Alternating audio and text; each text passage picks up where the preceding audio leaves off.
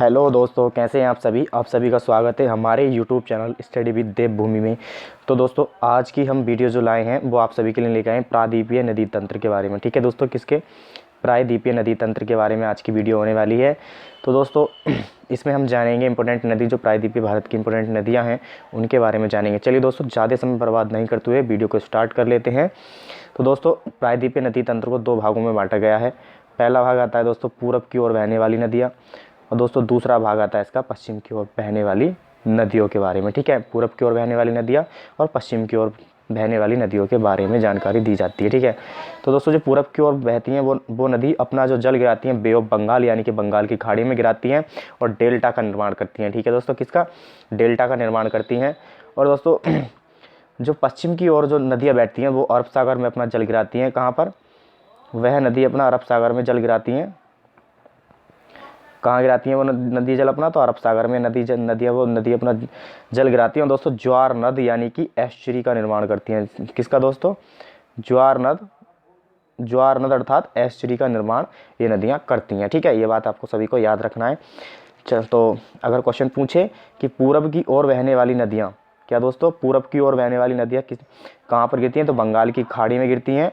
और दोस्तों किसका? डेल्टा का निर्माण करती है। ठीक है, डेल्टा का निर्माण करती हैं। अरब सागर की बात करें, पश्चिम की ओर बहने वाली नदियाँ सभी अपना जल जो गिराती हैं वो अरब सागर में गिराती हैं। और दोस्तों ज्वार नद मुख का निर्माण करती हैं। ठीक है, ज्वार नद मुख या फिर इसको एस्चुरी के नाम से भी जाना जाता है। ठीक है, ये सभी बातें आपको, ये पॉइंट आप सभी को याद रखनी है। चलिए दोस्तों आगे चलते हैं, आगे जान लेते हैं गोदावरी नदी के बारे में। ठीक है, गोदावरी नदी के बारे में जान लेते हैं। तो दोस्तों गोदावरी नदी के बारे में जानते हैं आज। तो दोस्तों इसकी लंबाई की बात करें, इसकी लंबाई है 1450 किलोमीटर, और ये लंबाई लगभग में होती है। ठीक है, कहाँ नहीं? 1450 किलोमीटर। और इसका उद्गम कहाँ से होता है दोस्तों? इसका उद्गम होता है, इसके उद्गम की बात करें तो त्र्यंबक की पहाड़ी महाराष्ट्र से होता है। कहाँ से उद्गम होता है इसका? त्र्यंबक की पहाड़ी महाराष्ट्र से। और किन किन राज्यों में बहती है? तो महाराष्ट्र, तेलंगाना, आंध्र प्रदेश। ठीक है, महाराष्ट्र, तेलंगाना और आंध्र प्रदेश में ये नदी बहती है। फिर इसके बाद में ये किसका? डेल्टा का निर्माण करती है। बात करें दोस्तों दक्षिण भारत की सबसे लंबी नदी कौन सी है? तो इसी नदी को दक्षिण भारत की सबसे लंबी नदी के नाम से भी जाना जाता है। ये बात आप सभी को याद रखनी है कि दक्षिण भारत की सबसे लंबी नदी कौन सी है? तो गोदावरी नदी को दक्षिण भारत की सबसे लंबी नदी कहा जाता है। इंपॉर्टेंट फैक्ट होते हैं कि इसके अन्य नाम क्या क्या हैं। तो इसके जो उपनाम है वो देख लेते हैं एक बार। इसके अन्य नाम है दोस्तों, दक्षिण की गंगा कहा जाता है, इसे वृद्ध गंगा के नाम से जाना जाता है। ठीक है, दक्षिण की गंगा और वृद्ध गंगा के नाम से भी इसको जाना जाता है। ठीक है, इसी सीरीज में आगे चलते हैं। आगे दोस्तों इसकी सहायक नदियाँ की बात करें तो इसकी सहायक नदियाँ हैं पेनगंगा, वैनगंगा, वर्धा और इंद्रावती, मंजरी और प्रवरा। ये नदियाँ जो हैं इसकी क्या हैं? मुख्य सहायक नदियाँ हैं। क्या दोस्तों? इसकी ये सहायक नदियाँ हैं, मुख्य सहायक नदियाँ। आप सभी से पूछ सकता है कि इसकी सहायक नदियाँ कौन सी हैं, तो इंपॉर्टेंट फैक्ट है, सभी को याद रखना है। इसकी जो सहायक नदियाँ वो कौन सी हैं? पेनगंगा, वैनगंगा, वर्धा, इंद्रावती, मंजरा और प्रवरा। ठीक है, ये इसकी क्या है? सहायक नदियाँ हैं। चलिए आगे चलते हैं, आगे कोई फैक्ट आते हैं। सुंदरबन डेल्टा। दोस्तों ये क्वेश्चन कई बार पूछा गया है कि सुंदरबन डेल्टा के बाद भारत का दूसरा सबसे बड़ा डेल्टा किस नदी का होता है? यानी कि सुंदरबन के डेल्टा के बाद भारत का सबसे बड़ा डेल्टा सुंदरबन डेल्टा, जो कौन बनाती है? ब्रह्मपुत्र नदी बनाती है। ठीक है, कौन सी? ब्रह्मपुत्र और गंगा नदी संयुक्त रूप से ये दोनों नदियाँ बनाती हैं। तो सबसे बड़ा डेल्टा आ जाएगा हमारा सुंदरबन डेल्टा। और लेकिन उसके बाद जो आता है वो कौन सा डेल्टा आता है? गोदावरी नदी का डेल्टा। भारत का सबसे बड़ा डेल्टा गोदावरी नदी के द्वारा निर्मित किया जाता है, सबसे बड़ा।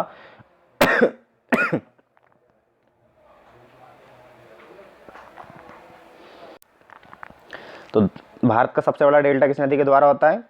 तो भारत का सबसे बड़ा डेल्टा ब्रह्मपुत्र और पद्मा नदी के द्वारा बनता है। और दूसरे नंबर का सबसे बड़ा डेल्टा गोदावरी नदी के द्वारा निर्मित किया जाता है। दोस्तों सिंधु सभ्यता का सबसे दक्षिणतम बिंदु है दैमाबाद। कौन सा दोस्तों? दैमाबाद। वो प्रवरा की कौन सी नदी? प्रवरा नदी के पर स्थित है। कौन सी? प्रवरा नदी पर स्थित है, जो कि किसकी? ये प्रवरा नदी किसकी सहायक नदी है?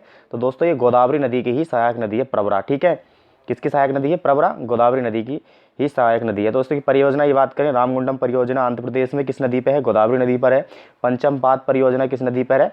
तो ये भी गोदावरी नदी पे। ये पॉइंट आप सभी को याद रखनी है, ठीक है। इसी सीरीज में आगे चलते हैं। अपनी नेक्स्ट नदी आती है दोस्तों कृष्णा। कृष्णा नदी की लंबाई 1400 किलोमीटर है। कितनी है दोस्तों? 1400 किलोमीटर है। ये लंबाई लगभग में होती है, ठीक है, 1400 किलोमीटर है। इसका उद्गम की बात करें तो महाबलेश्वर की पहाड़ी महाराष्ट्र से होती है। क्या? महाबलेश्वर की पहाड़ी महाराष्ट्र से होती है और ये महाराष्ट्र, कर्नाटक, तेलंगाना, आंध्र प्रदेश में बहती हुई डेल्टा का निर्माण कर देती है, ठीक है। भारत की दूसरी सबसे बड़ी नदी की बात करें तो दोस्तों दूसरी सबसे बड़ी नदी कौन सी हो जाती है? लेकिन ये पॉइंट याद रखना, दक्षिण भारत की दूसरी सबसे बड़ी नदी कौन सी है? तो कृष्णा है। कृष्णा दक्षिण भारत की दूसरी सबसे बड़ी नदी की है। इसकी बात करें, इसके सहायक नदी तो भीमा, तुंगभद्रा, घाटप्रभा, मालप्रभा, मूसी और कोयना, ये नदी क्या है? इसकी सहायक नदियां हैं, ठीक है। इंपॉर्टेंट फैक्ट है, सारे के सारे याद रखने।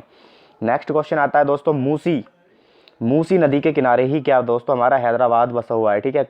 हैदराबाद शहर की बात करें कौन सी नदी के किनारे बसा हुआ है? तो मूसी नदी के किनारे ही हैदराबाद शहर बसा हुआ है, ठीक है। नेक्स्ट नदी आती है, आगे चलते हैं।